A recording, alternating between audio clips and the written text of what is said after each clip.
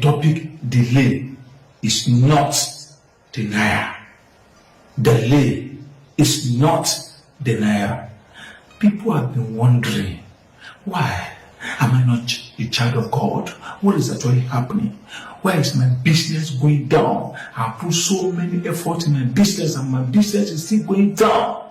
I put a lot of efforts in my business, yet the business is not seeing the light of the day. Listen, delay is not denial.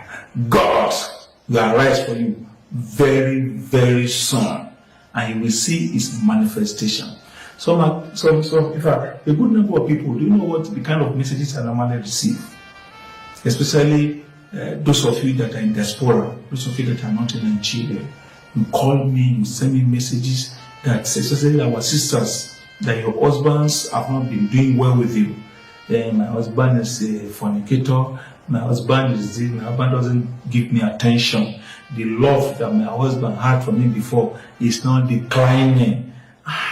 And I receive various messages like that, people asking me to pray for them.